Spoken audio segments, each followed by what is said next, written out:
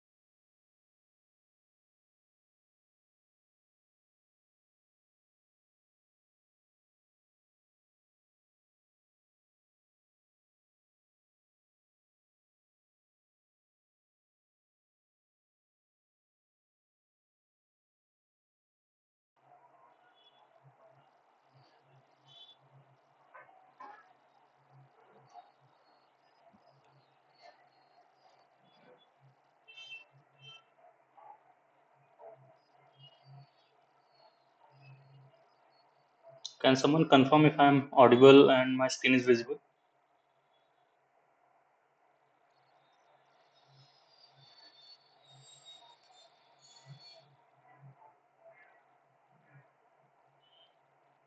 Sorry, I was not able to hear anything.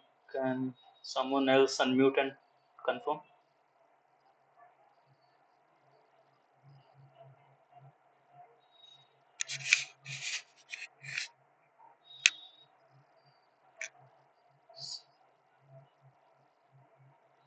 I think there's something wrong with my headphone. One second.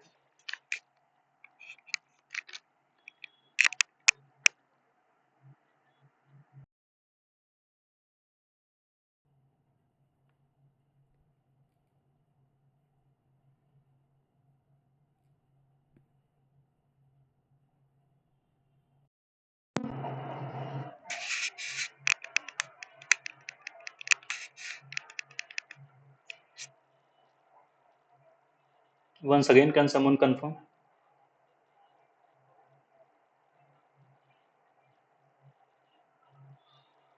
I think I'm having some trouble with my headphone.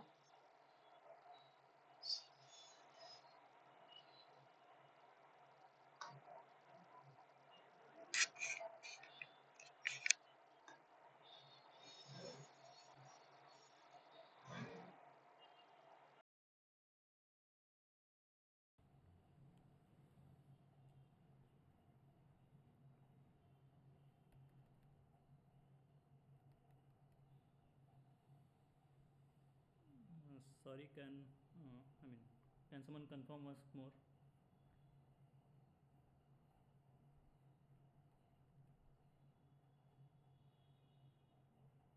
I'm not able to hear anyone. I'm not able to hear you guys. One second, let me rejoin. Uh, I will join once again.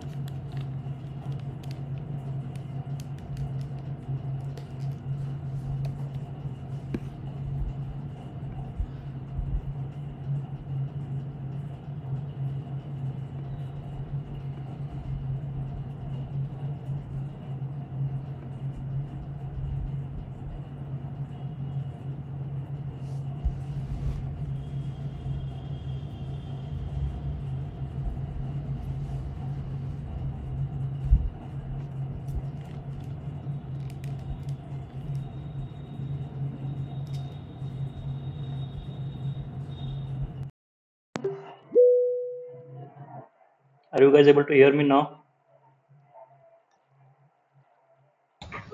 Yes, sir. Okay, sorry for the earlier inconvenience.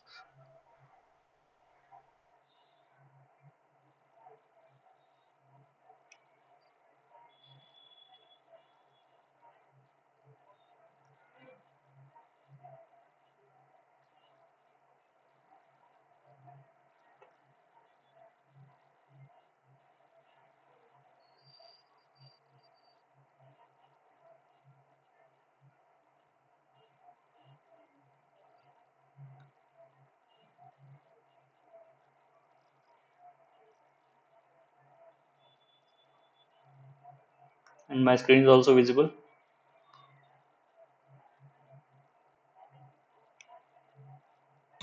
Yes, sir. Okay.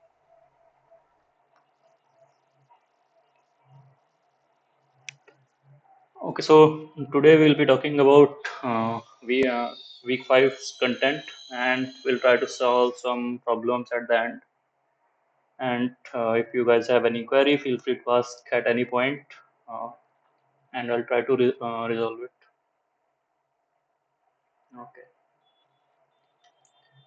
So first of all, we'll see how we can handle missing data, like how we can identify where actually the data is missing, and how we can remove that particular data from being considered into calculation. There are many ways to handle missing data, like you can interpolate data using linear methods, spline methods, and so on. We'll not be talking about that part. We'll simply looking into uh, how we can remove that entire rows or entities to fix our calculations. Okay. Uh, those so one way is that if there is any missing value, you can average them out and fill the missing value with the average value. and there are more ways. We'll not go into that. I will just stick to whatever has been covered in those sessions. Okay. So first of all, how you can identify whether there is any missing data or not. The simple command is you can type is dot na, and you can provide the entire vector or table or matrix, and it will tell you whether there are any missing data or not. Okay, and we'll also take an example side by side. So let me open our studio.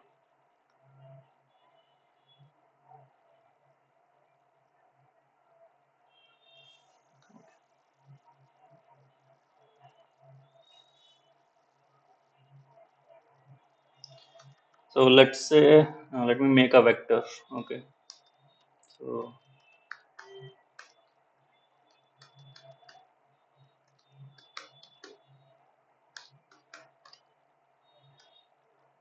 and so on. So if we simply type is dot na, and in the bracket we can provide a vector. So it will simply return output in terms of true or false, and it will simply tell that which particular index of your entire array or vector is actually uh, has NA values. For example, in this case, you can see that my fourth value is NA. So what we are actually asking here is that is this particular value is NA or not. So since this part is NA, so logically it is telling that okay, whatever you are trying to ask me is actually true. Okay, because we are asking whether which value is NA, right? So for our statement, this particular fourth value is NA. So accordingly, it printed that output as true. Okay, because and this also this returns output in terms of logical values. Okay, that's true and false. Okay, we can also take an example of, let's say, matrix. Okay, xmat we can make, and you already know the command of making matrix. So let's make 1:9 and 3 by 3. Okay, and let's put some of these values as NA for testing. So let's say 2 comma 3. So you know how we index a particular value. So I am trying to put second row third column value. So currently my x mat is this. So I am trying to put my second row and third column value, that is eighth number, as NA. Okay, and then we'll check whether is.na is able to identify that or not. Okay. So now since we replaced our that particular value, so you can now see that there is one value which is NA. And now we can again type the same command, that is.na, and we can say xmat. Okay, and it will again give you output in the same matrix format, because it is telling you a particular index of where that NA value resides. Okay, so again, as you can see that wherever we replaced that particular number with NA, that it is returning as true. Okay, so here it is returning logical values. Okay, now this may not be very convenient, particularly when you are dealing with very large data sets. Okay, let's say when you have 1,000 rows, or matrix of 1,000 by 1,000, or very huge matrix. You can say 2D or 3D, doesn't matter. Or if your table of, let's say, 5,000 participants or so on. Now that will be very tricky to uh, look into NA values, or wherever there are missing values, right? Let's say you recorded some data in your Excel sheet during data collection, then you imported it in R, and you are trying to analyze. Okay, definitely you want to check if there are any missing data or not. So in that case, if you simply type is.na and put your data set here, it will be very difficult for you to go through each row and see where actually my uh, I have NA values. Okay, so in that case, simply whether you can check whether is there any value which is NA or not. Okay, instead of looking into how many NAs are there, you can simply check if there are any or not. Once you know that okay, there are some NA values, then you can later deal with it by either by removing those rows, or interpolating those rows, or if you want to check later on that how many NAs are there in case there are any, then you can use other commands like sum and so on. Okay, so we'll try to see that. So uh, so we'll take the same example of this x. So this is small, but consider that this is very big. Okay, let's say I can make it 1:2 or 200 into, let's say, 2000. Okay, so now my x matrix is very big, right? Now if I run this same command again, whether I have any values, it is very difficult, to look through each of the value. That's what I was telling. That if you have very long data, okay, it is not at all convenient to do that job, okay, manually. So in that case, you can simply check whether in this whole data set or whole vector, do I have any value which is any or not. So in that case, you can simply type any. So that is another function, and you can again type the same command, that is dot na and x. So now what it will check is that, so this is your initial output of this particular command, that is dot na and x. Now what this any will do is that it will simply check whether there is any true value in the whole output. Okay, that is in this whole output, from here onwards, in this whole output, is there any value which is true. That's what this any command will do. Okay, now if I simply run this part, okay, then, okay, it is showing that there is there are any values. How many, we don't know yet. Okay, so now our one job is to remove these NA values, because currently it will affect my analysis. For example, if I want to do mean, okay, so if I try to calculate mean and I say x, since there are NA values, it will not calculate mean. Okay, it will simply return NA. So in that case, we need to remove these values. One way, the that mean or many other functions that we'll be using, there is a by default command called na.rm, okay, which can actually facilitate you removing those entities or rows, uh, and then calculate mean or whatever you want to do. Okay, so what I can do, I can simply say na.rm equals to true. Okay, now what it will do, it will simply remove all these values whichever are true here, okay, whichever index is true, and apart from that, whatever is left, it will calculate mean on that data. Okay, so if I run this command, you can see that now it is giving me a mean, okay, which is correct. Okay, there is another way, that if you don't want to do this na.rm again and again, so one other way is that you can simply save the resulting data in a new data set. Okay, you can simply remove all these NAs, and you can save a resulting data in a new variable. Okay, for example, so there is another command called omit. Okay, you might already know about it. So let's say I want to save my new data in a variable called y. Okay, and what I'm trying to save is that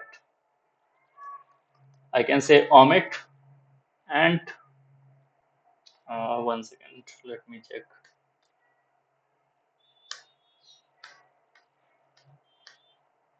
Sorry, na.omit. So you can simply say na.omit, and you can put your same input, that is x. Okay, so now if I do the same thing, now it will save the resulting data in a new variable. Now if I check the length of my these two vectors, okay, that is x and y.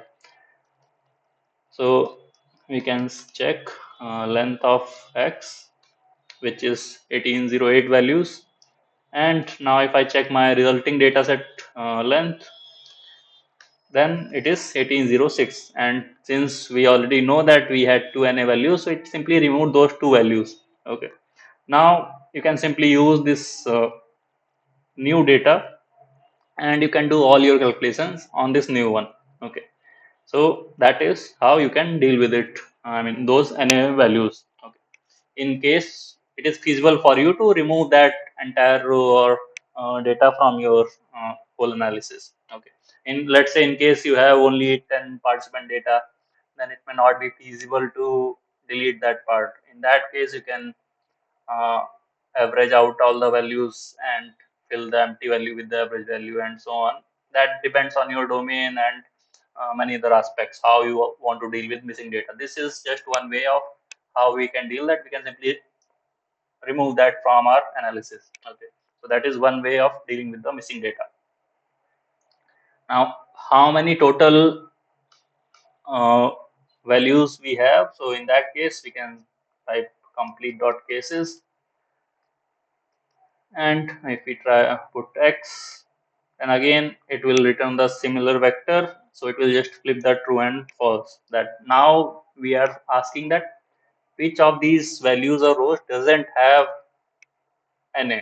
Okay, so all these entities doesn't have NA, but this fourth and sixth value, it has NA. Okay, as you already know that we put fourth and sixth value as NA, so it's just the opposite of is dot NA. Okay, now next we can check that total how many NA values are there. Okay, in that case, so for example, as I mentioned earlier, that it is not feasible for you to check how many NAs are there. Okay, so first step is that you can check that whether there is any NA or not. Okay, that is first step, this part. Okay, so if there are NA values, then if you are interested, you can check that how many NA values are there. Okay. So now in that case, you can say sum and is dot NA, and in bracket you can say x. Okay. Sorry. Now what it will do, it will simply count how. So we ran this part right earlier. So what this later part will do, that is sum is dot NAX. So it will simply count how many true values are there, okay, in this output. Okay, for example here these are 2.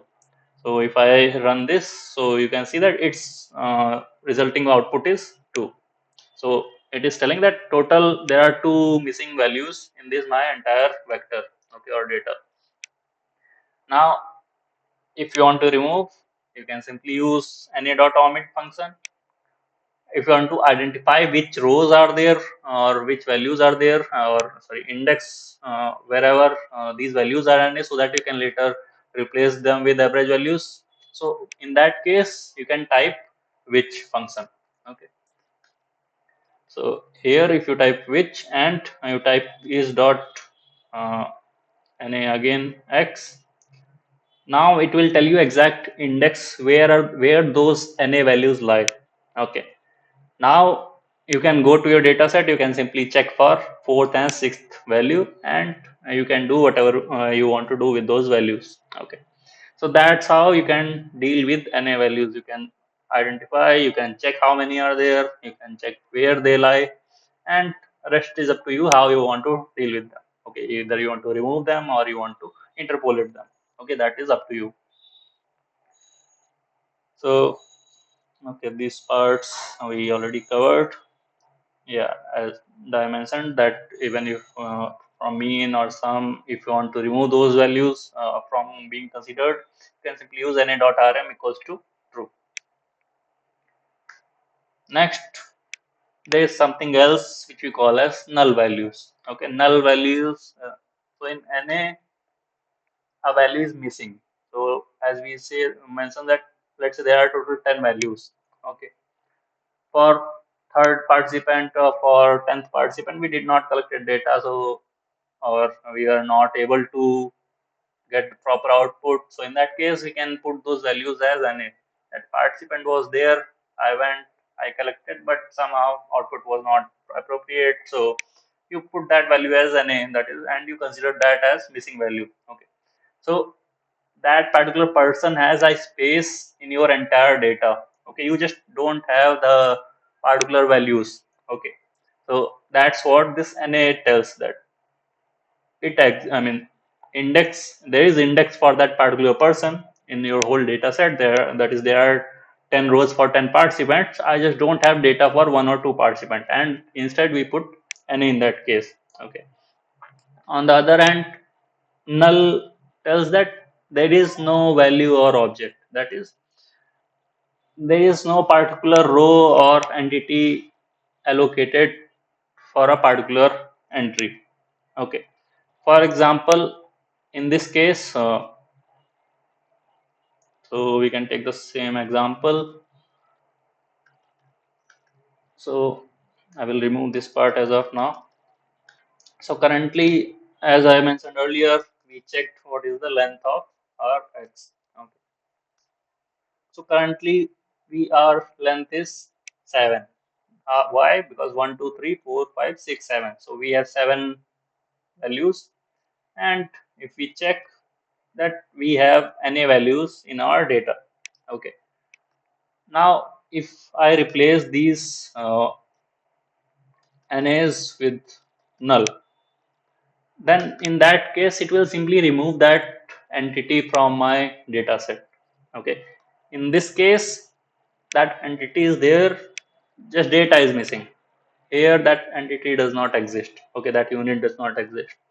So for example, if I make one value as null, and now if I check length x, so current, now you see, although if you count here manually, you will see that there are 7 values, but since I put one value as null, so it is not considering my null value, and it is simply removing that from my data set. Okay, and it is considering that total I have 6 values only. Okay, it is considering this NA but not this null. Okay, now where actually you need that null? So okay, and I can also show you the example that, okay, let me put this also null. Okay, now in this case, if we try to calculate mean without removing any values, okay, so currently it is supposed to, this data is supposed to interfere with my mean function. Okay, unless we explicitly say that remove our NA values. So currently I'm not mentioning that remove my NA values, and if I simply try to calculate mean, it will say NA because there are some missing values. Now in this case, second case, there are no missing values. Okay, wherever I put null, it will simply not consider that data as data. Okay, it will simply remove this part from my entire data set. And if I simply print my x values, you can see there is 1, 2, 3, 5, 34, but there is no mention of these values. Okay, so now if I calculate mean for this x, it will not give me any error. It will simply calculate my correct mean. Okay, so that's what this null does. Next, where actually you may need null, so I just specified one example that let's say when you run some function, okay, you create some function or you run loops or something. Okay, so you specify that if I have this condition, give me this output. If I have this condition, give me this output. So in that case, you can also mention that if none of my conditions are met, return me null value. Okay, that is return me no output. Okay, so that's one use case of these null. So that's what I just mentioned here. uh, so for example, I can copy this and I can show you. So I can also mention,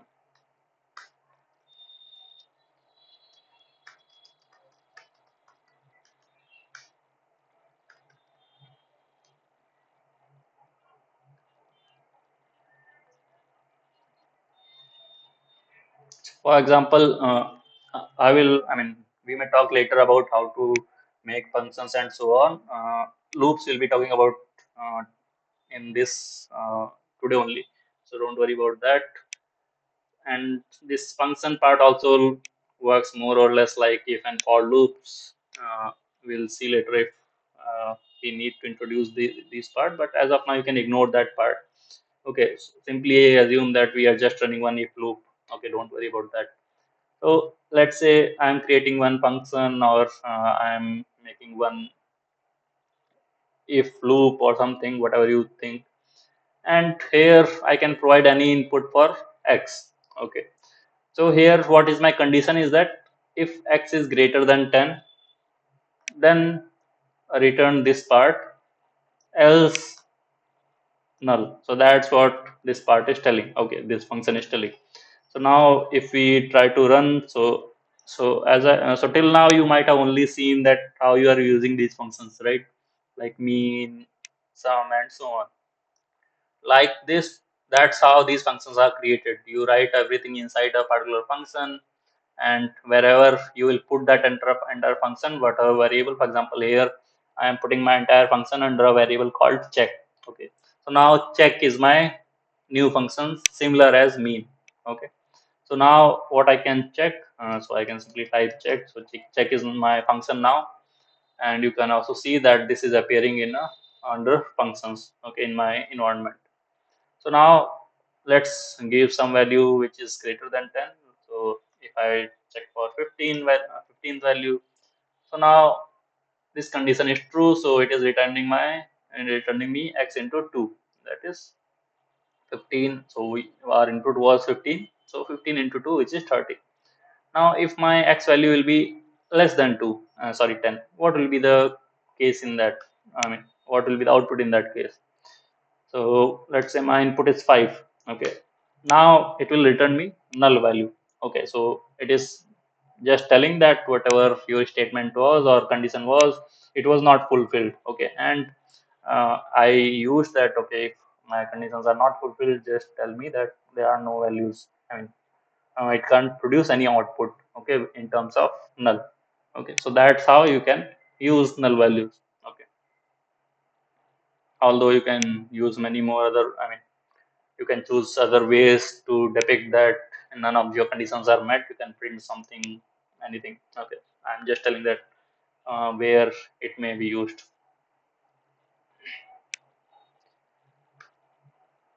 Okay, now let's move to conditional operations.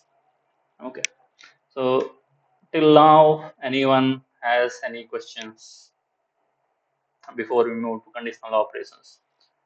So anything from missing values, anyone? You can type, you can unmute, you can ask from any assignment question which you're not able to understand or anything.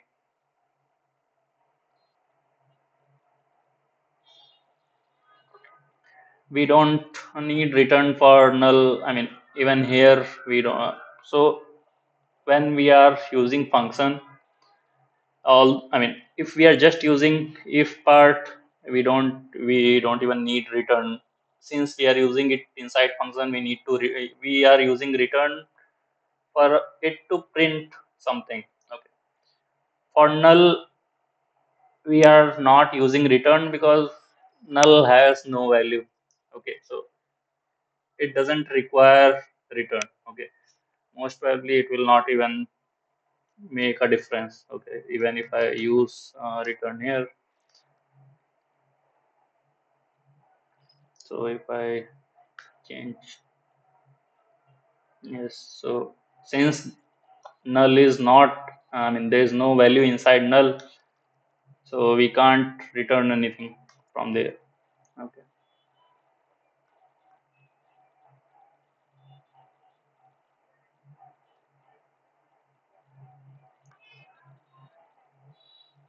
any other question?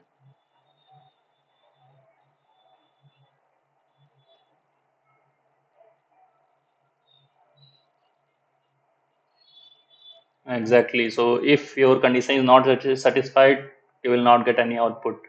Because to get any other output, we can use other statements like else, if, and so on. We'll be talking about those parts. Okay. So you can make this statement as more comprehensive. You can add more and more condition that if it so currently it is only saying that if it is less, then run this part. It is not specifying that if it is, sorry, it is currently only checking if that value is greater than 10, then only it is running. There is no condition which tells that what to do if x is less than 10. Okay, so that's why it is not doing any other thing. If that condition is met, this is the output, else no output. Okay, uh, you can add more and more conditions. We will be checking just in the next slide.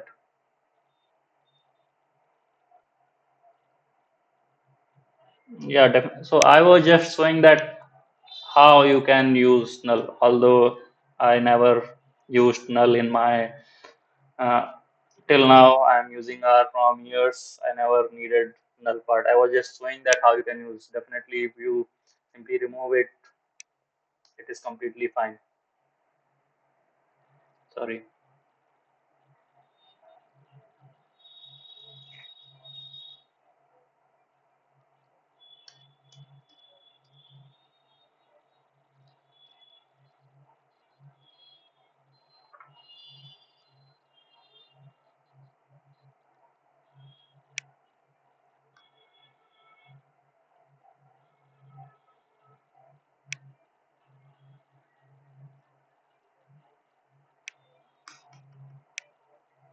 I never made functions, but I think it needs something from you if a condition is not met, I think.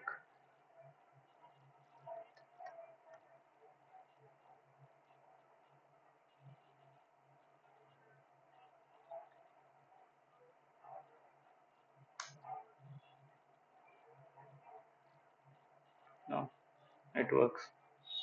Sorry, I was just running one loop, that's why it was giving error. So even if you do this, and if you can check for this part, when condition is not met, it will simply not return any output. Okay. If you have specified that return null, it will simply show null. Okay, you can print anything, it's completely fine.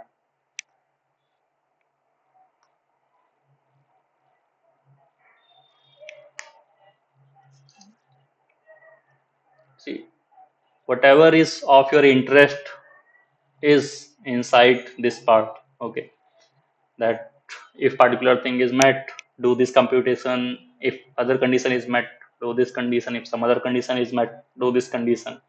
At the end, when you run out of all the conditions, you want to show either some warning or error or null or nothing. It's completely up to you that what you want to specify. Okay. Any other question?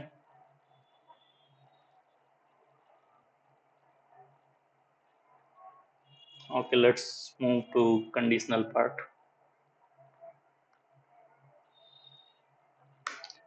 Okay, so now we'll talk about if loops, and next week we'll be talking about for loops. Okay. So currently we'll be evaluating.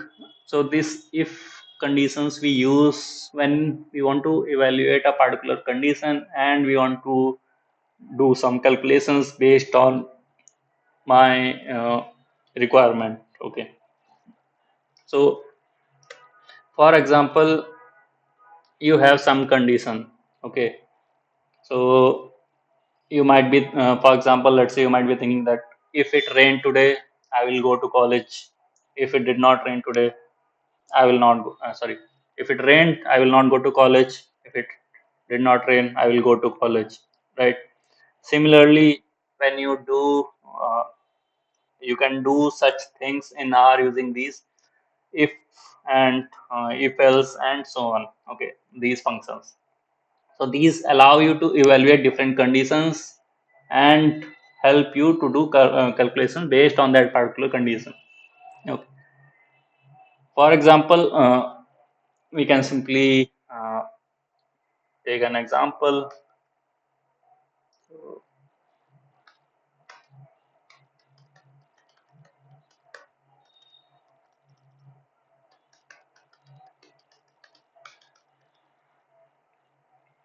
Okay, so let's use very simple example. So first you need to provide if. So if you want to use, see how you can use these functions, you can simply say, I don't think there's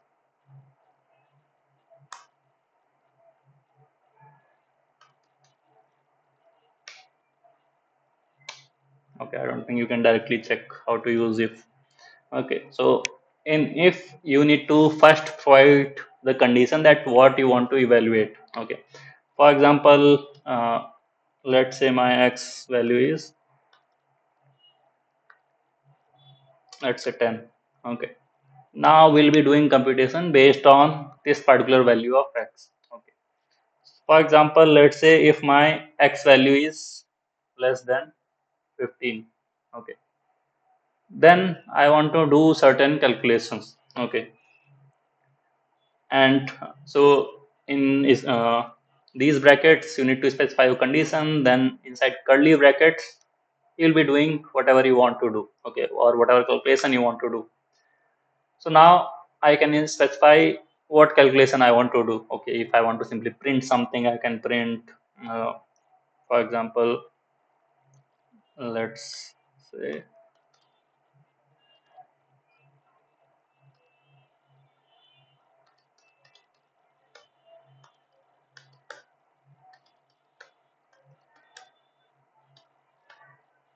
okay, and at the same time I can also do some calculation. Okay, that is x into 2 plus 5, whatever.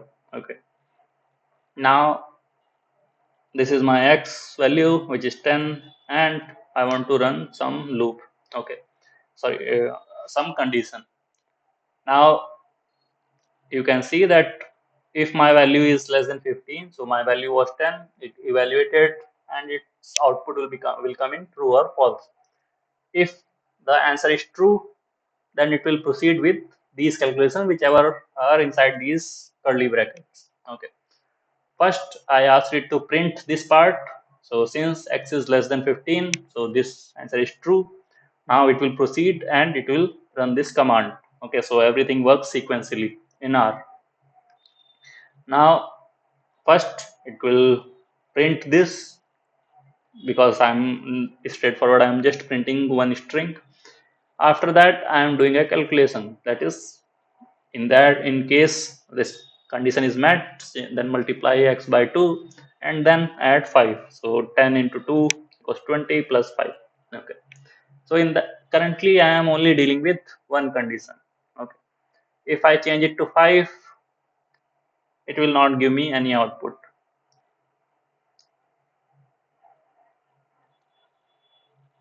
Sorry, if my condition is not met, in that case I will not see any output. Okay, why? Because as soon as this part comes false, it will not run this part. Okay, it is simply printing your entire part, that is different thing. But as soon as this condition is false and there is no condition after that, now it will simply not do any calculation. Okay, it will simply stop at that point. Okay, so that's why in earlier condition, when this value was less than 15, so earlier we put 10, we saw this output. Next time we mistakenly put this as 5, we saw this output. But now when we put that value as 25, now 25 is not less than 15, so answer is false. And if answer is false, there is no output, it will not go through this command. Okay, now what we can do if we want to do something when this part is also, I mean, the other way around, that is, I'm not just evaluating whether that value is less than 15, I also want to evaluate if that value is greater than 15. Okay, in that case I also want to run something. Okay, so in that case we can use else if. Okay, so currently what we were doing, we gave some input, our x value, we tested it against our condition. If that condition comes true, then we run this statement. If it is not true, it simply end my program. Okay, next we can use something called else. Okay, in case we only want to use two conditions. Okay, if this part is if there is one condition, do this, else do something else. Okay, for example, currently we specified one condition. Okay, we want, in case even if it is less than 15, sorry, greater than 15 or equals to 15, whatever condition it is. If that is the case, simply run some other operation. Okay. So in that case, what I can do, now I don't need to use, I mean, I don't need to provide any condition with else. Okay. Why? Because here I am saying that if that particular condition is this, run this. If not, do my second job. Okay. I don't want to specify any other condition. Okay. If one condition is not met, change my calculation to something else. Okay. For example, I can again put again curly bracket. So now with else, we don't need to provide any conditional argument. Okay, like we were providing with if. So see, here we are simply running one condition. If that is not being met, we are doing some other operation. Okay. For example, I can simply say x into 10 plus 5. Okay. So now if we run this part, now you can see that my first condition is not met. So it will simply skip this entire part and it will go and move to the next conditional argument. Okay, that if this part is not met, this condition is not met, then run this part. Okay, again, still we are only dealing with one condition. Okay, so that's how you use else. Okay, so that so it works like this. You gave input, it is tested against a condition. If that is true, it will go and run through that code or statement and it will give you output. If that condition is not true, it will go and it will go through else code. There is no third condition in this case. Okay, I mean, you can have more than 4 or 5 and conditions, and in that loop, in that operations also you can have else. So that is another thing we'll see in a moment. But here we are only asking about one condition, that if this condition is met, run this operation. If this condition is not met, that is if its answer comes false, then run this operation. Okay, here we are only dealing with one condition. If it is true, do this. If it is false, do this. Okay, that's very straightforward. Okay, but what if we want to run based on more than one condition or more than 2 or 3 conditions? In that case, there is another function called else if. Okay, where we can add as many operations as we want or as many conditions as we want. Okay, there is no limit for that. Okay, for example, here currently we are using two functions. I mean, if and if else. Okay, now what we can do, we can add more and more conditions. Okay, instead of saying else, I can say else if. But wherever we are providing, telling if, we need to provide condition. Okay, against what we want to test. For example, in this case we want to test whether, so if x is less than 15, run this part. If x is greater than 15, then run this part. Okay,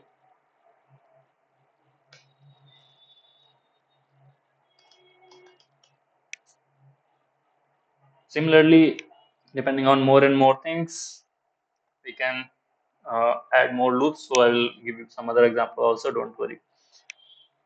So this is one part, and if none of these conditions are met, then either we can say that so see, either x can be greater than 15 or less than 15 or equals to 15. So for equals to 15, either we can say that if these two conditions are not met, simply run some other command. For that, we can simply use else. Okay, and we can provide our input argument. Okay, that print x is or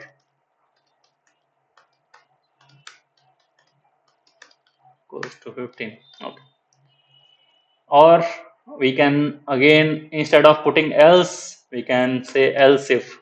But as soon as we use if, we again need to provide condition against what condition we are testing. So again, whether x is equals to 15. Okay, so this last condition we can use either way in case we only have three possible outcomes. Okay. For example, in this case, we have only three possible outcomes. Either x can be less than or equals to or not. I mean, or there is one more possibility that x might not be a numerical value, right? As we talked earlier, that sometimes when you import data, you might think that these values are numerical, but R might not consider those values as numerical. So in that case, what to do? So let's say we want to run some other calculation if that value is equals to 15. Okay, let's say 2.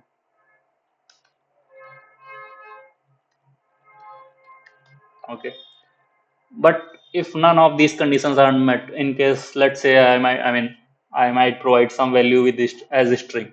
So in that case, what we can do? In that case, we can simply say else, and we can give whatever. So like we can print that input might not be a numerical value. Okay. Now we can try running this part with different values of x. Okay, and we'll see how things work. So let's say first put x equals to 2. So my 2 value is less than 9, 15, and accordingly it did the calculation whatever I provided under the first loop. Okay. Now if my x is 16, which is greater than 15, so value is greater than 15, so this condition is now false, so it will skip this part. This condition is true, so it will run this part and it will stop. Okay. Next, if we are putting this value as 15. Okay, so now if I run, so now this first condition is not met, that x is not less than 15, so it will skip this part. Then it will check for second condition whether x is greater than 15. No, again this will result in false, so it will skip this part as well. Then it will test for third condition, that whether x is equals to 15. Yes, then it will go through this operation, that it will print value is equals to 15, and it will run this calculation. Now what if I mistakenly somehow I provided my value as this. Okay, so I might think that I am providing numerical value, but I am not. Okay, somehow. So currently if I check my x, this is how my x comes. Okay, and now if I try to run my command, uh,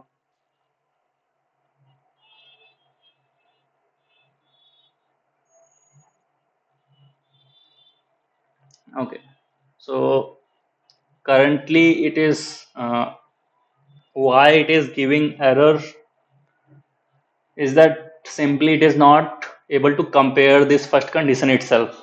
Okay, so whatever I mentioned earlier is a bit wrong, that it will not even reach this condition. Okay, so why? Because first, in the first condition itself, it is trying to compare my x with 15, and since x is not a numerical value, okay, then it will not be able to compare this part. Okay, and that's what it is telling, that non-numeric argument is there. Okay, so that's why it is not able to produce this outcome. So in this case, this part is not applicable. Okay, we need to provide input. Okay, so what we can do is that so I think currently you don't know about nested loops, or you might know. So what we can do is that how we can deal with this in such a situation. Okay, now we want to go through all these conditions, but first we need to put one more loop. Okay, for example, so earlier I mentioned that how you can test whether a particular value is numeric or string, right? Like is dot number. Okay, and if I put x, one second, is dot numeric, sorry. So if I test is dot numeric, okay, I can provide this as an input. Okay, how? So you know that how loops work. So this loop will put inside another loop. So all these things are possible in R. Okay. So now what I can do, I can test that if this is the case. Okay. So this will also return true or false like any other condition. So now what this will tell that if this part is, sorry, this is false. So instead of numeric, I can say if is dot character. Okay. Now if I run this part, my outcome is true. Okay. Now what I can tell that if that this particular thing is the case, then what you do, you can convert it. Okay, then change my x value as dot numeric x. All these things you already know, right? So now if I run this part, so now what this will do, this will take this value as an input and it will convert that value to numeric, right? And so what we are doing, telling is that if this value is character, then do this part, then go through this entire loop, okay, and do the operation. Else I can put another condition and you can directly do this. Okay. So now what I am trying to tell here is that you can put one loop inside another loop. Okay. Now how you can see? So first it will check whether my input value is numeric or string. Okay. So for example, here it is checking whether my variable value is string, sorry, character or number. Okay. Since it is character, then it will go to. So now in this case, this loop value will be true. And if you, and you already know that if particular condition is met, that is the logical value is true, then it will go through the entire part. Okay, it will go through the loop. Okay. Now in that case, it will convert my value as numeric and it will run these operations. Okay. If my value is a numeric as we provide, in that case this part will be false. And if this part will be false, this entire loop will be ignored. Okay, this till here. And then it will check for other condition. There is no other condition, so it will simply run this part. So now if we try to run this entire thing, now it worked. Okay. Is someone facing difficulty right now in understanding what I actually did? Because I know it might be a bit tricky at this point when you are starting with these if else conditions. So in case anyone is facing any problem with understanding that part, I know I complicated it a little bit, but I will try to clarify if something is not clear. Anyone has any question regarding that loop? I mean that conditions. You can unmute also and directly ask. That is actually better.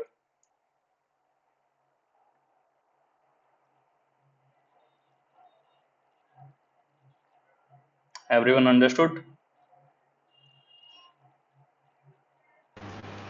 Understood, sir.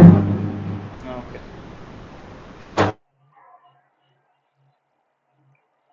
Okay, let's move to next. So here I told you two things. So let's say if you don't want to specifically test for x equals to 2, you can simply remove this part and it will do the same job. Okay. But only in this example, this may not be applicable to all examples. Okay. So even now, if I run, it will not affect the output. Okay. Now,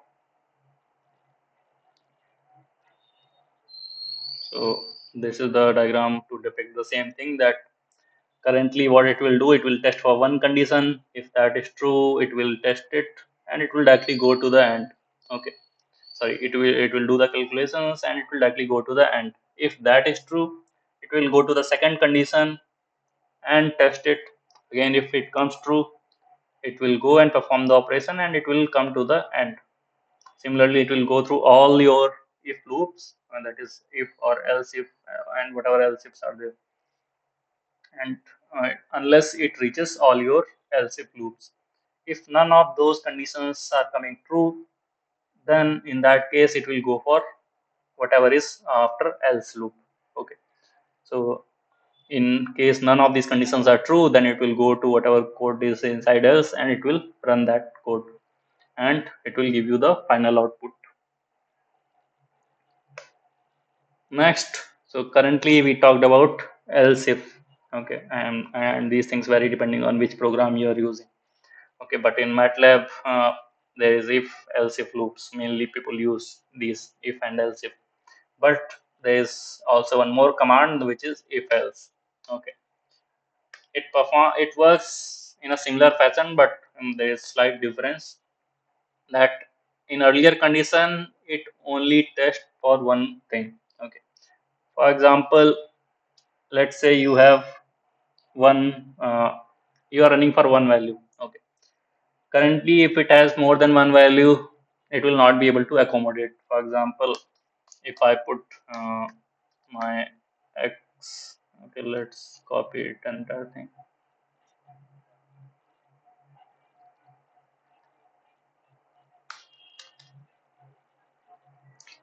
So let's say I am putting my x as two values, okay, or more than two values.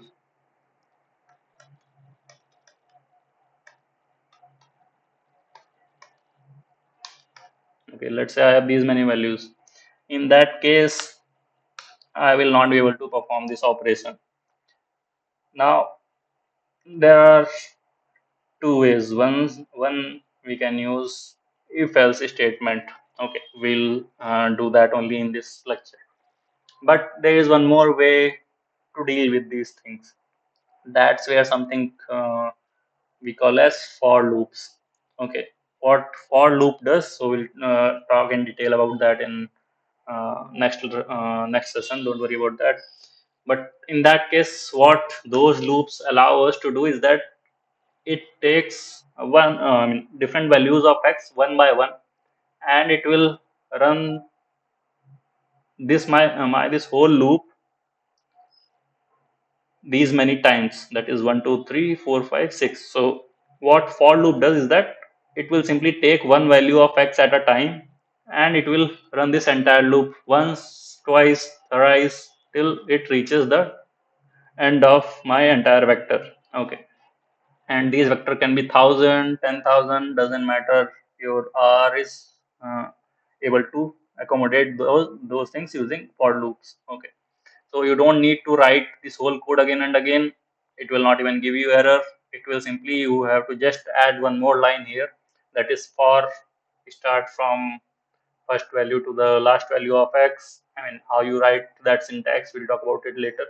But that's how it works. That, so how it reads is that for this value of x to this value of x, run this entire command or code.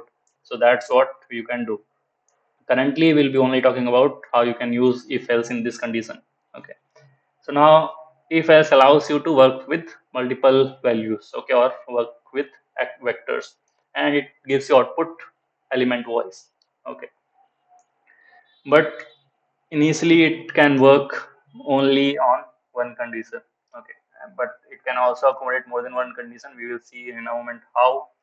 But mainly it so for example, again, let's talk about, so let's remove this part once.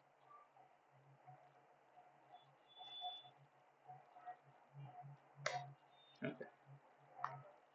So we'll use if else now.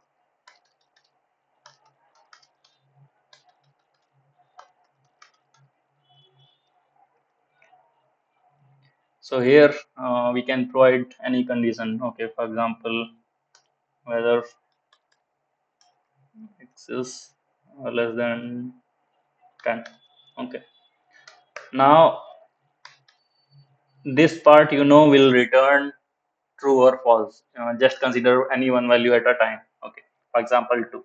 So if we consider, so currently it will check for one value, that is whether 2 is less than 10 or not. Okay. And it is less than 10, that is this value will be true in that case. Now in if else condition you need to provide two output, that if this condition is true, what to do, and if this condition is false, then what to do. Okay. So here for simplicity, as of now I can simply print something. Okay, that condition is true. Okay, and if this part is false, I can print this condition is false. Okay, I'm not doing any calculation as of now, but you can do any calculation as well.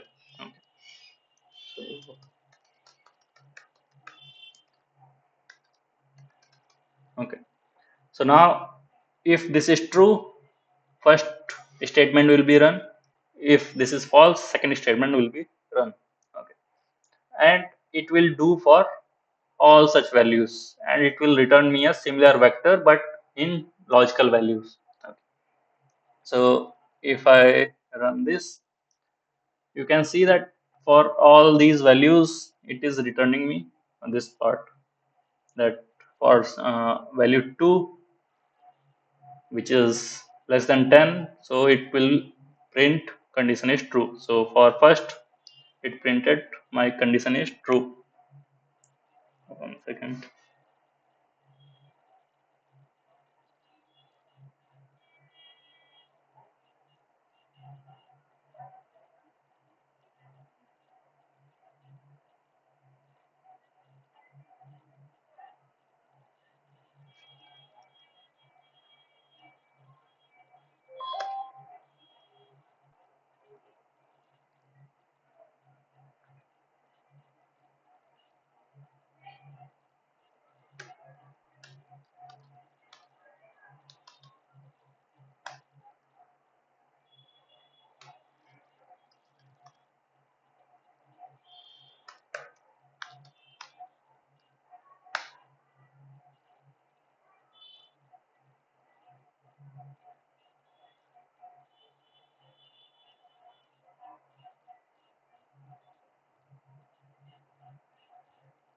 I think earlier we used print, so that's why it was printing two times. I mean, I don't know what happened in that case, but currently in this scenario, what it is doing is that it will simply compare each value, and I mean, it will simply do it will check for your argument, and if it is true, it will do this operation, and if it is false, it will do the other operation, and it will do the same for all the values. Okay. For example, 2 is less than 10, so it simply added 10 because that's what we provided, so x plus 10. In second case, this is also less than 10, so again it added 10 to this value. Value is also less than 10, again it did the same. And however, if we when we move to these values which are actually uh, not less than 10, that is this will return false. And if it is false, this is our argument, that in case this is not working out, then do this part, that is now subtract 10 from 18, so it gave 8, and subtract 10 from 20, so it gave 10. Okay.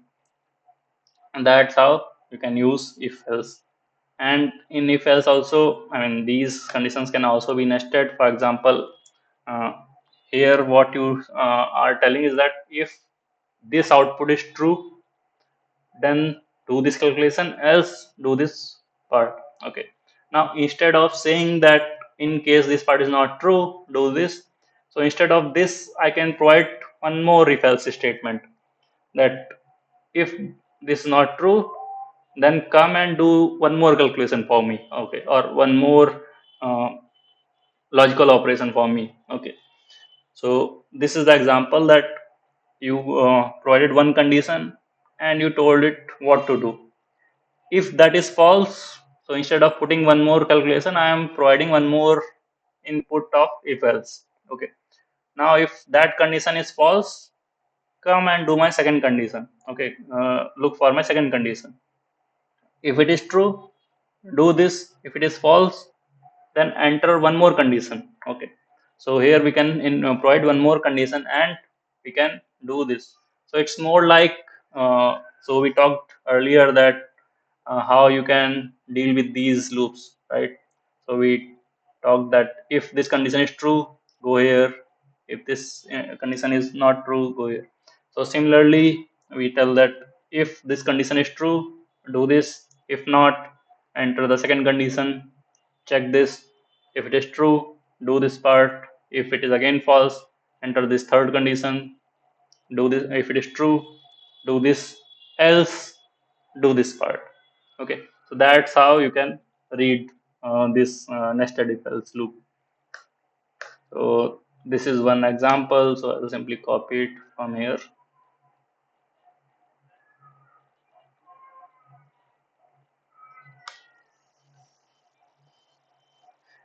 So now,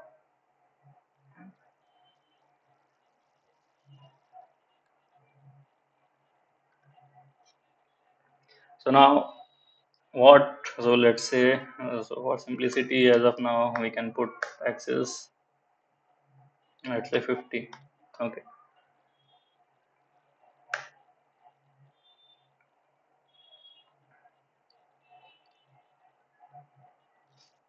Let's say 80. Okay.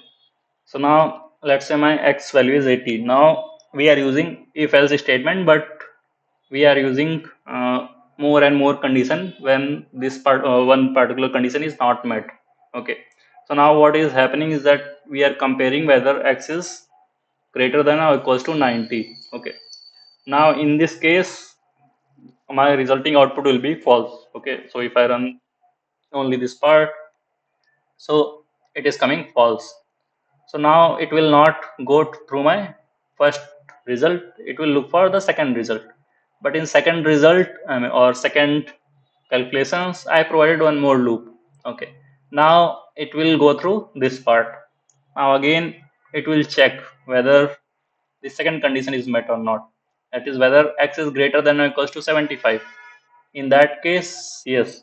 So if I run this, since this is true, it will give me this output and it will not go through this part because sorry, because this part will be run only when this condition is false.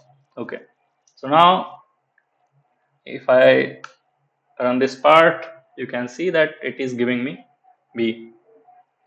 Now if I make let's say x is equals to 10, and now it went through first condition whether x is greater than 90. No, so it will simply skip this statement and it will go for this, and it will check whether x is still greater than 75. Again, no.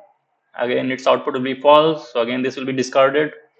Then it will come to the third condition, it will check whether x is still greater than 60. No. Again this is false, so it will skip this condition and it will run this part. Okay, so that's how you can even combine more and more if else statements. Okay, and this is one more example. Here it is very simple, but how you can see that how, and this can work for more and more vectors also. I mean, I can show this example, then I can run that once more.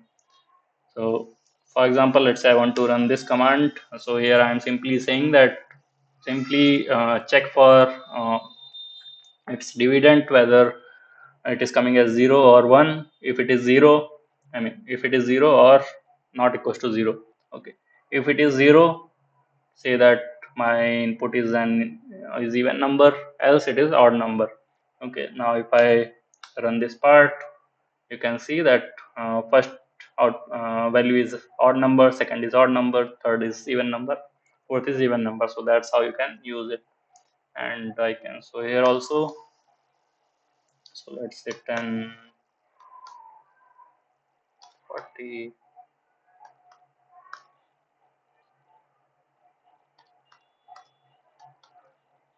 Okay.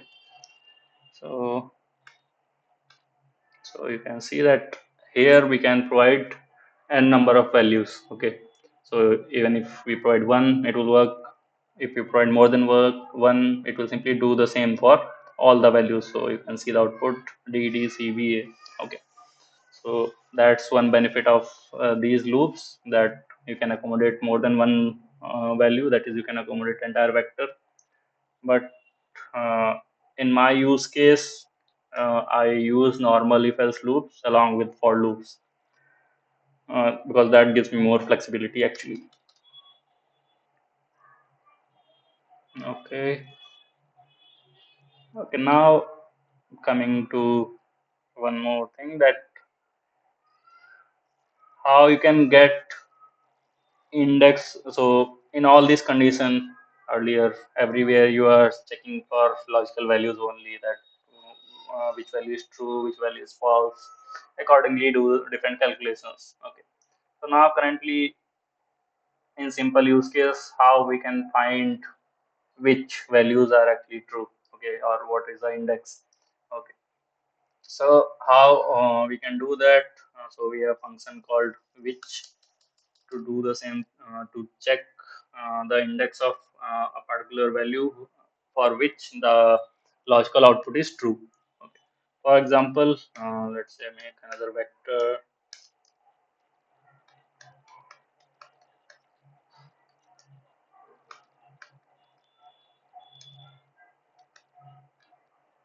Okay. So let's say this is the vector. Okay. And we want to check for some condition. For example, x is less than, let's say, 25. Okay. So now it is simply giving me true and false. Okay. Now, if I really want to check that which particular values are true, so with which function we can fetch the index. Okay, that so for example, if I use which function and I can put the same condition. Okay. Now it is telling that look for these values. That is first value, which is 2. It is less than 25. Second value is less than 25. Third, fourth, fifth value is less than 55. Sorry, 25. So 1, 2, 3, 4, 5. So till here, these values are less than 25. Then these two, this value is not less than 25. Then again, 23 is less than 25. So again, it is skipped 6, but it is telling that okay, 7th, 8th, 9th, and all these values. One second. And so I think there are total 10 values. So it is simply saying that 7, 8, 9th. So these three values are again less than 25. Okay, and it simply skipped this part because that is greater than 25. Okay, so it is simply telling index of those values. Okay, now if you want to fetch those exact values, okay, which are less than 25, so in that case, what you can say is that you can use x and you can use these values as an index. Okay, so it will simply print exact values which are less than 25. Okay, so here it is just providing those indexes, and here I am using those indexes to fetch my actual values. Okay, and so you know the use case of these square bracket, so this is used for indexing. So that's exactly what we are doing here. Okay.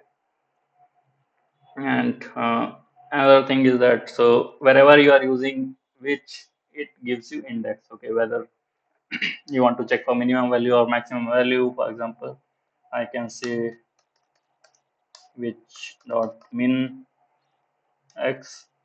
So 1 second. So now it is not telling that 9 is the lowest value. It is telling that go and look for ninth value, and that value is less than, or that is the lowest value in your entire data vector. Okay, for example, If I check for ninth value, then this one is my lowest value. Simply I can check for max, which dot max x, and it is telling that the sixth value is the max value. Okay, it is not telling me what is the exact max value. Okay, so this which function mainly tells you the index. Okay, if you really want to fetch the minimum and maximum value, you can use these as an index, but that is not required. This very straightforward function. If we can simply say min, we already talked about it earlier, right? So we can simply say min and max. It will simply give us the minimum and maximum values. Okay. So this wherever we are using which, we are trying to fetch the index of that particular condition. Okay. And same thing we can do that. We can also check that which are even numbers or odd numbers. Again, it will fetch the index that whichever are odd numbers, it will simply return me the. In this case, it will return me the values probably 1, 4, and 7. Okay. Now this one more function we'll be talking about, which is switch function. So switch function simply helps you to run a particular command based on the input. Okay. So I will, and you can give both uh, numeric input or string input or character input. Okay. For example, here I will just paste these commands.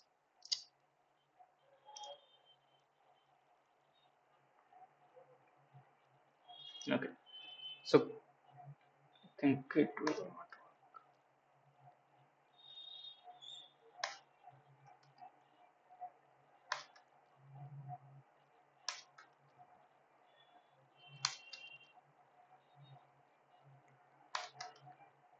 Okay.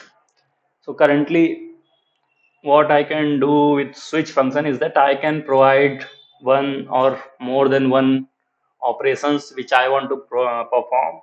So I can simply tell in the first argument that which particular operation I want to perform. For example, first operation, second or third. I mean, I'm not talking about this first, but I'm talking about index that whatever for example, here I can put me in.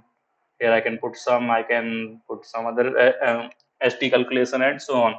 And here I can specify whether perform the first operation, second operation, or third operation. Okay, that's how this switch works. So here I simply ask it to do the second operation. And what is second operation in this case? It is just a string value. So it simply printed that part. Okay, but how we can really use it in our in our calculations. So I will again show you these examples.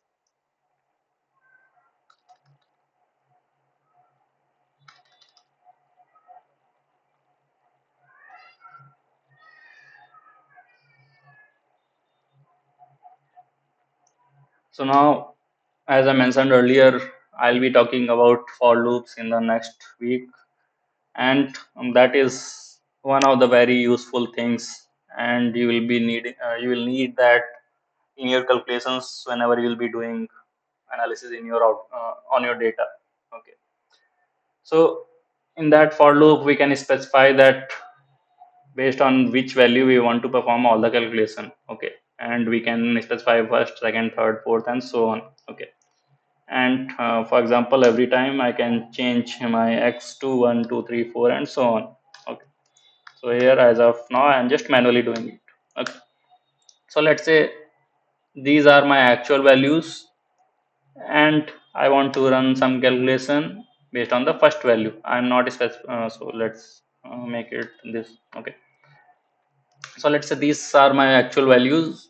So first I want to run some calculation on first value. Okay, so what I can simply say is that I can put my this vector, and in bracket I can put that fetch the first value from this and run these calculations accordingly. Okay, So now I can simply keep doing this one by one. Okay, I can change it. Okay, sorry. So I can do this. I can do this again. So that's what actually for loops does. Okay, it simply changes your index one by one, and it keeps running the same calculations again and again. Okay, so that's how we can use switch inside for loops. Okay, when you have more than one values and you want to do some calculation. And so this is another use case. So for example, you can, so that's what I was mentioning, I was telling earlier, that you can specify all the things that you want to do in different sections of your switch function. That is, first you can say that how you can calculate area, is that using length into width. Second, how you can calculate parameters, you can calculate it using 2 into length plus width. How you can calculate diagonal by square root of length square plus width square, and so on. Okay, and then as an input you can simply provide what you want to compute. You can provide length, you can provide width, and it will accordingly do the calculation for you. Okay, so as soon as you run this, you can simply do this thing. So now what is the benefit, what benefit it provides you is that you don't now, once you specify this entire part, you don't need to write this again and again. Okay, if you want area, you can type area. If you want let's say diagonal, you can simply say diagonal and you can run this. Okay, if you want to change the length, you can change the length. Okay, and it will keep calculating everything for you. Okay, automatically, depending on what you want, what is your length and width. Okay, you don't need to specify the same part again and again. Okay, that's where this switch function is very helpful. Okay, next, so this is one more example. It's more like how you can use this switch function in as a calculator. Okay, so this is simply one more example. Okay, so now if I run this here, so okay, let me run one by one. So currently, what I mean, these don't worry about these functions and so on. I'm just saying that the use of switch, not of these things. Okay, so ignore that part as well. Also, what it simply does is that it simply asks you to write some, give some input in real time. Okay, I can simply so like when you open any Google form, it asks you name, right? And email, phone number, and so on, right? So simply it asks things from you in real time. Like for example, if I run this, so it is asking me that provide some value of a. Okay, so don't worry about that how it is working. So let's say I want to put some value of a as 23. Okay, then I can provide some value of b, let's say 14. Okay, then I can provide what operation I want to perform, let's say multiply. Okay, and then I can run my switch function, and it will so based on whatever operation I provided and whatever value of a and b I provided, accordingly it perform the operation for me. Okay, because that's what I uh, asked it to do. So if it is plus, do a plus b and print it along with sum is comma output. Okay, similarly, if I put minus here as an operator, it will do a minus b. If I put multiplication, it will do a multiplied by b, and if I put divide, it will do a divided by b. Okay. So there are multiple ways how we can use this switch function. Okay. So any question till here before we move into some questions?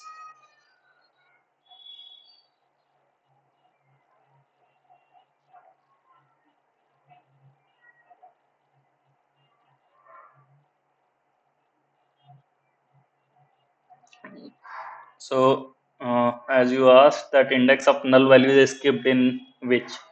So, what null actually does, it simply remove that entire entity from your entire data. So, as I mentioned earlier, that if, yeah, when you are saving any data. Okay, let's say C1 or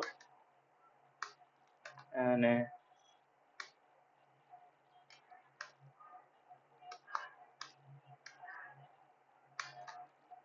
Okay, so now it will not consider anything here. Okay, so whenever you use null, it removes that entry from your entire data.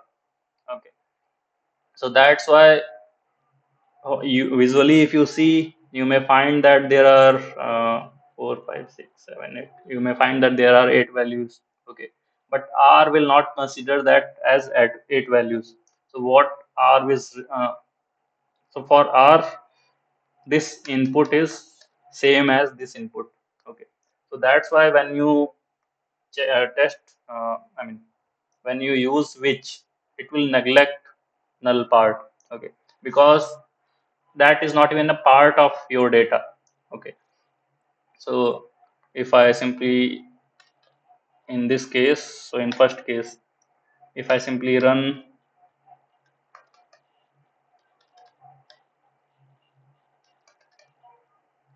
which axis, let's say greater than, sorry, greater than 30. Okay, so now if I run, you can see that it is telling 6th and 7th. Okay, this is 6th value. Okay, and for it, this is 7th value.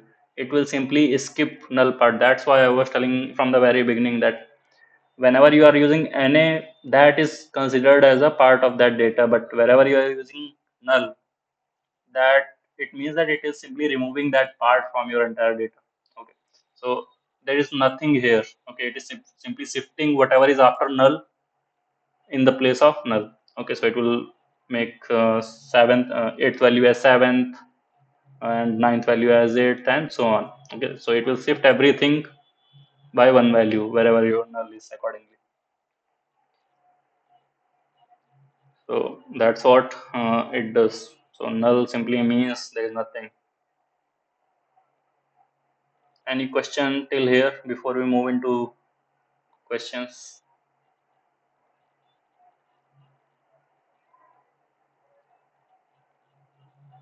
Should I start asking?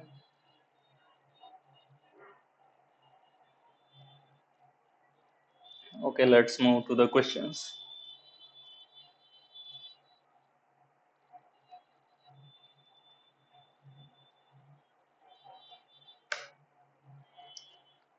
So currently in this case, what will be the answer of sum x? I think you can unmute and tell. NA. Why NA? Okay. The sum it is. Sum will be 100. So what do you think answer will be? 100. Why 100? All the values it can multiply and means add and give the answer. But what about NA? NA may not be considered here. No, so in this case, it will provide answer as NA, because if you don't want to consider that NA, in that case, as I mentioned earlier, you need to provide here some x comma NA dot RM. So remove NA. So NA dot RM equals to true. In that case, your answer will be 100. Okay. Else, if you're not removing that missing value, it will not be able to calculate sum or mean. Okay, it will simply return NA. So Okay, sir. currently in this case, your answer will be C. Okay, second, what will be the answer?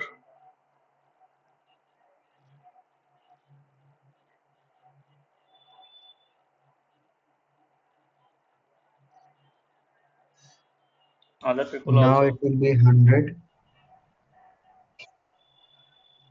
It is asking for mean, not sum.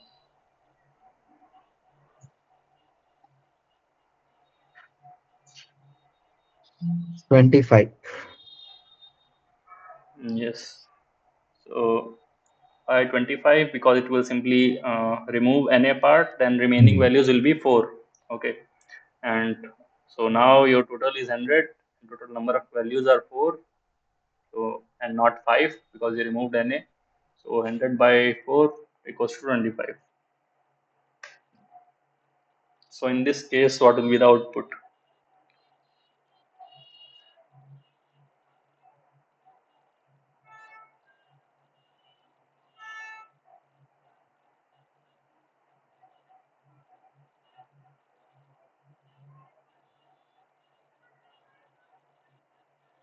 The rest of you also can unmute and tell the answer.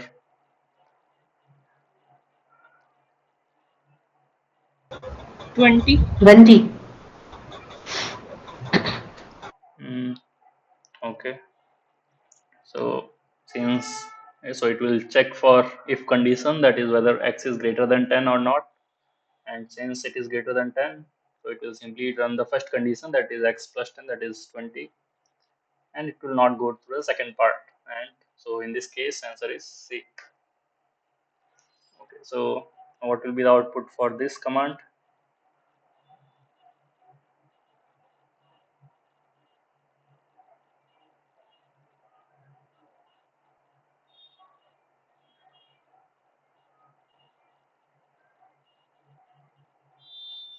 C. Yes. So in this case, it will check for first condition whether x is less than or equals to 90. So this will be false. So it will skip this part and will test for second condition. Again, it will be false. So it will skip this part. Again, it will check for this condition. So in this case, this 72 is greater than 60. So now it will evaluate this second operation and it will not go to else. So in this case, the answer will be C. Okay, so what will be the output of this?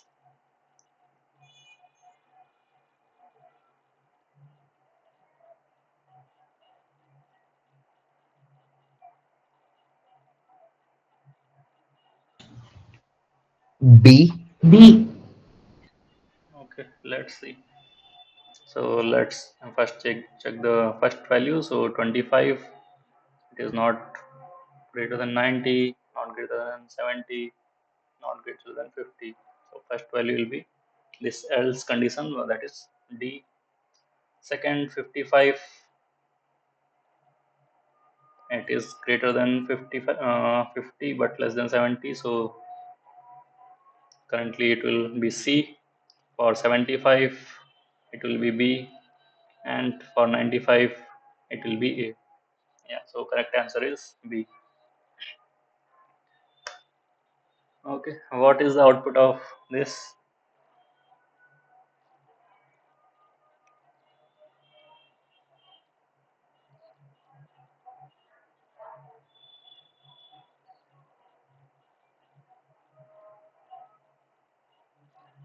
A. Yes, so simply it is checking for odd or even values, that is whether your remainder is coming as 0 or 1. So first value, its remainder will be 0, and if this condition is true, then it will run this first part. So 2 into 2, 4, then 5, here remainder will be 1. So this condition will not be run. So it will run the second part, that is 5 plus 1, 6. Then third value is again even, so it will run x into 2, that is 16. And fourth value is also even, so again 10 into 2 equals to 20. So correct answer is A in this case. So here, what will be the answer? It is very straightforward.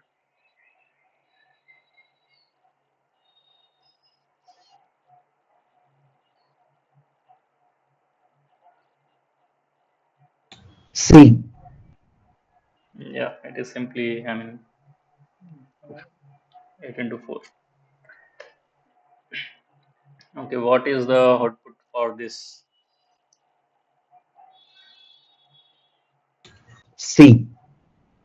Yes, simply it will run the third calculation and it will neglect everything else.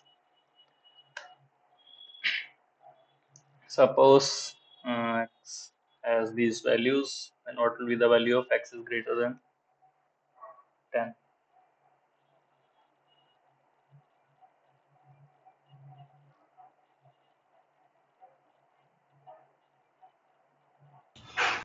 D. Okay. Other people? A. Okay.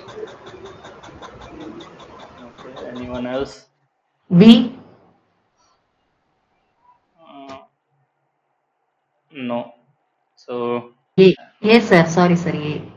as I mentioned earlier, this which it evaluates things in true and false. I mean, because this part x is greater than 10, it will definitely return output in true and false. But we are not simply doing whether x is greater than 10. We are asking that which of, I mean, wherever we will get true, what is the index of that true? Okay. So in that case, it is checking for first, it is greater than 10, so its value is true, but index of that true is 1. Okay. So that's what which is evaluating, that what is the index of all true values for this condition. Okay. So in that case, 1. Second is false, so it will not return anything. 18 is true, it is greater than 10, so that is the third index. Fourth, again it is false. Fifth, it is true, so it will tell the fifth index. And again 9 is less than 10. So here correct answer is A. So that's what it is telling, that what is the index of all the values and wherever we have true. Now next, ignore this function part, but what will be the output in this case? Focus on this if else part. So whatever will provide, calculate, and inside that value will be considered as x.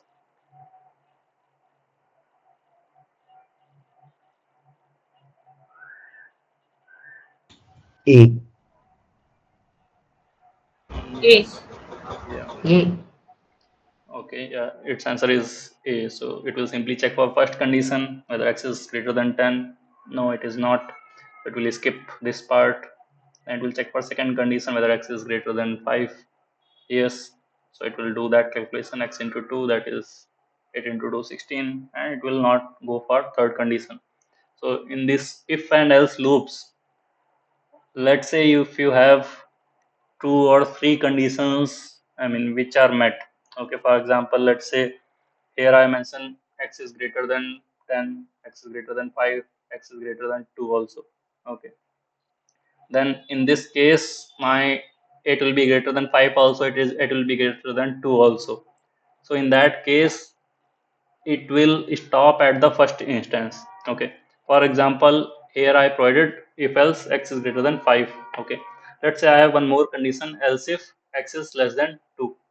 So it will not reach the third statement, it will simply stop here. Okay, but if that statement I put before this, that is after whether x is greater than 10 or output, then else if x is greater than 2, then do some calculation, and my third condition is else if x is greater than 5, then in that case it will not reach my this condition, it will simply stop at the second part where I am comparing whether x is greater than 2 or not. Okay, so wherever it will find first true, it will stop the program at that point. Okay, so remember that part. Okay, so next, what will be the output for this?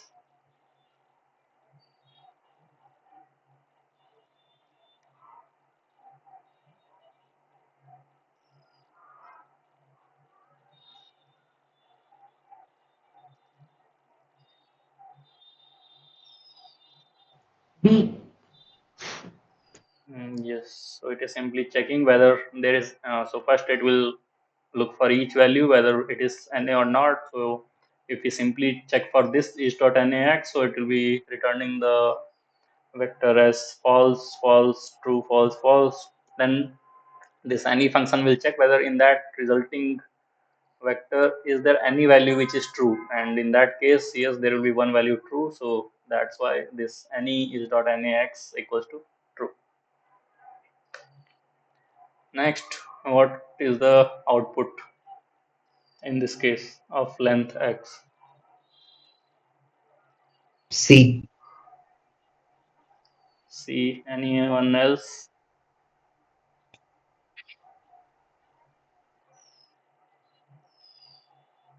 A. Okay, anyone else?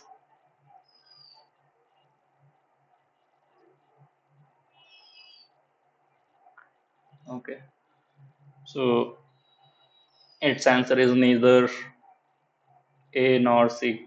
Okay, its answer is B. Why? So I'm repeatedly telling that wherever you find null, null means there is nothing. It will shift all the values by one index wherever there is null. So this 30 will be come here, NA will come here, and NA has its place. It doesn't. It just does not have value.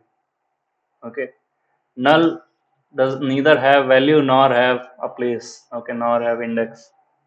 So how R will consider this vector as, so for R x is equals to 10 comma 20 comma 30 comma NA. Okay, so now if you check length of this x, it is 1 2 3 and 4. Okay, so null is a place that does not exist. Okay, so simply ignore that null part wherever you find. NA has its place, it just does not have value. Okay, remember that part. Null neither have place nor have value. Okay, so total in this case your answer will be 4. Okay, so remember this part. Next, what will be the output for this?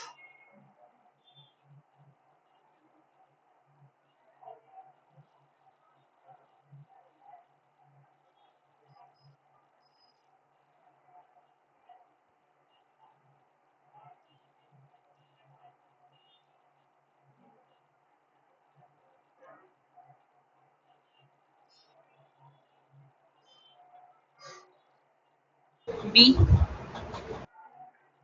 Yes, so correct answer is B. Why? So earlier you know how to use this double AND, so it requires one output I mean one value either true or false. Okay, and it will simply check for both sides. Okay, so first it will check whether x is greater than 10, so 12 is greater than 10, so this part will be true, and whether y is also less than 10, so it is less than 10, it is less than 10, so what it will check whether true and true. Okay, and since both are true, then this entire part will become true, and when this whole condition is met, then it will run x plus y, which is 12 plus 8 equals to 20, and rest will be neglected. Next, what is the output of this?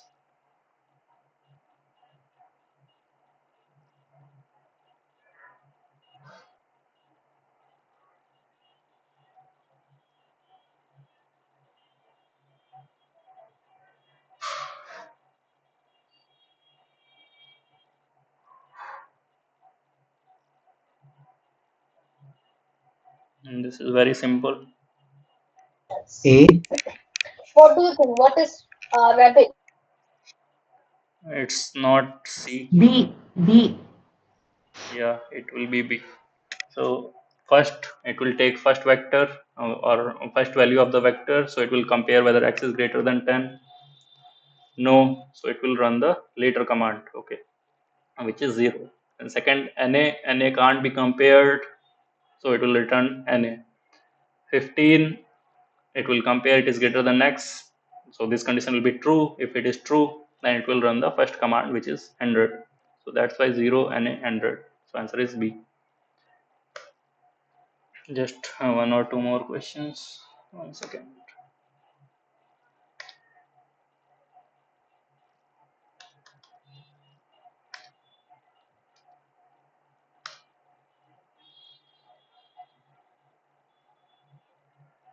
So what will be the output of this?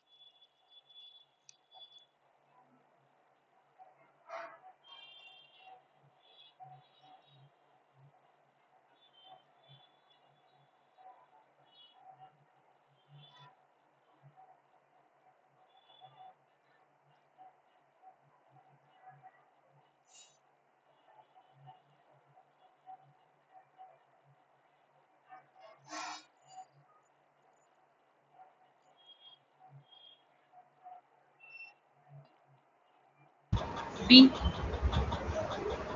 Okay. Yes, so it will simply compare all the values one by one, and wherever it will come true, it will simply give the index of that true.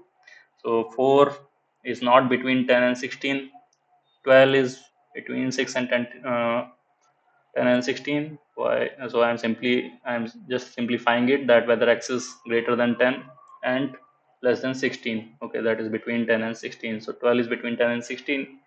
7 is not between 10 and 16. 18 is between after more than 10 but not less than 16, so this will be false. 3 is also false, but 15 is greater than 10 and less than 16, so the second value and sixth value actually meets the condition, so that's why its answer will be 2 and 6. Next, this is one more operation.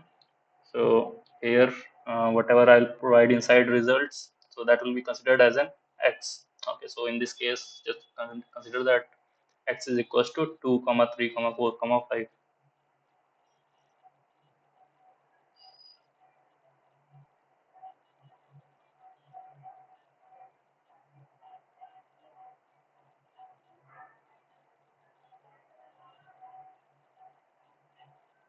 A.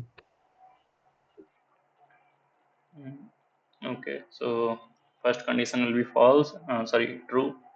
So 2 into 2 4. Second condition will be false. Then 3 plus 5 8. Then 4 into 4. Then 5 plus 5 10. So answer will be A.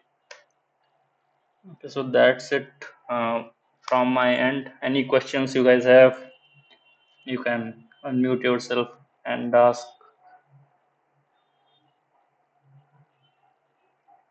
After that, we can end the session.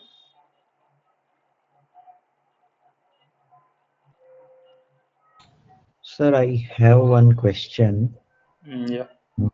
Can I share my screen to Yes. ask?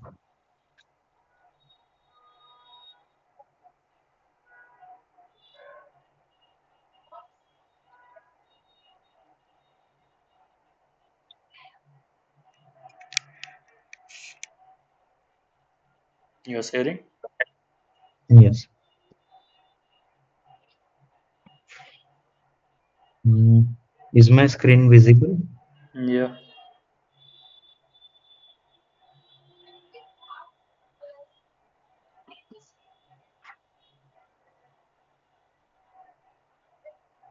So, Is this is it question? visible, sir? Yeah. Yeah. So, sir, I just wanted to understand means this part, how we can read means first will be y is equals to this 21 into x to the power of 7. This part need to read when if x is less than or equals to 0, Yes. and if x is greater than 0, then the second part we have to read, right? Yes. So here they are asking correct syntax to compute y. So if else condition, what they are telling means in that if will be this condition, then in the So this flower bracket we have to write. this question is from assignment. Yes, sir. Okay, I'm not supposed to answer the exact question, O- but Okay. one second, let me take a look. I can give you some hint, but not the exact answer. So no, my sir want to understand means if else whenever we write we have to put the flower bracket after That if is condition, curly bracket. Yeah. curly bracket. Yeah. Because means I was trying to solve one by one, so I Mm. found the answers without curly bracket also, but that uh, differences are there. But majorly if else condition needs Yes. a curly bracket, right? Yeah, so there are different use cases of these different types of brackets. So these simple brackets uh, are used for normally putting some values like you use C in bracket, those things. Okay, 1, 2, 3, 4 into some X. So that is used to save some values to some variable. Square brackets are used for indexing. and these curly brackets are used when you are try to run some uh, operation inside some function or inside some loop. And this if and else, these are a sort of loops, not loops but functions, you can say. Yeah. Okay, So, sir. so yeah, curly brackets are used in such cases. Thanks, sir. Yeah. Any other question?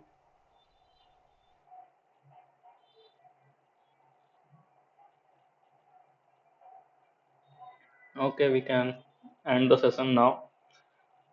If you have any question, you can post in the classroom. If it is not related to whether a particular option is true or not, I mean correct or not, that I can't answer because I don't evaluate the assignments, but I can clarify if you have any problems in understanding the theoretical or statistical part or R part.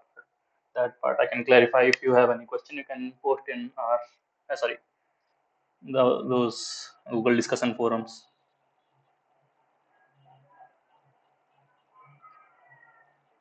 Yeah, in single line, you can skip the braces, but it's always a good practice to put those brackets because it will help when you have more than one line of code.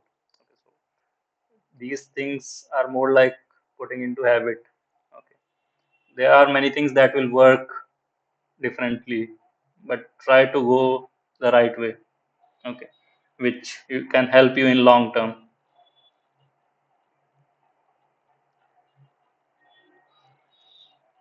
Okay, let's end the class now.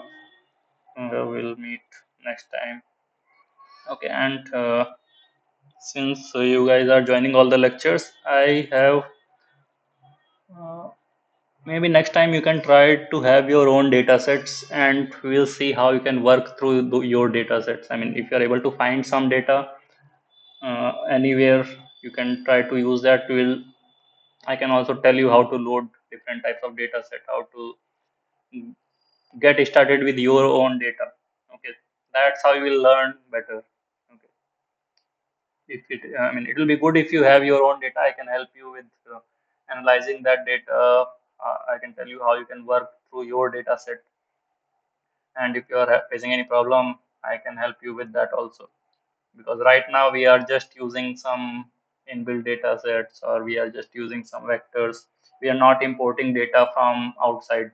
Okay, but this is rarely the case when you do any analysis for yourself. Okay, you already have data somewhere, you try to work on that data. So it's my suggestion that try to start working on your data. Okay, load your data and then do all these if loops, for loops, and so on. Okay, that will help you in understanding how R really works.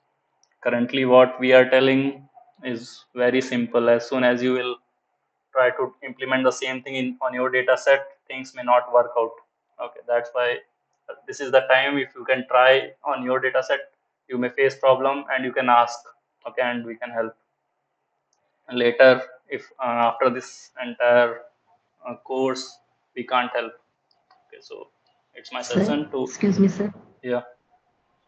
Sir, can you say some one table? Create a table. How can we create a table like that?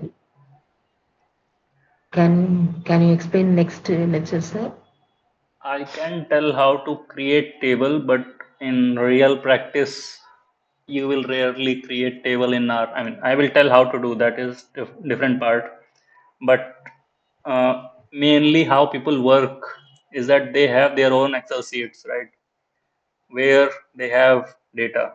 Okay, I will also tell how to create tables. Don't worry about that. But I am also telling that in your Excel sheet you can have CSV file, you can have XLSX files, you can have XLS file, JSON data, TXT data, any in any format. Okay, whatever you get data in. I mean, you all must be working with some type of data. Okay, irrespective of what type of data you use, try to have it on your system.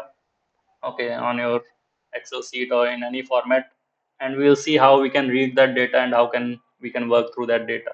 I will also tell how to create data in R. That is different story, but uh, that I mean, people rarely work that way. Okay, like if you are on field, you will not take your laptop and collect data, or you will not open your R and input all data in the table. Okay, so that's why I'm suggesting that also try to bring your own data next in the next class. Okay, and if you're facing problem, we can resolve it. Okay,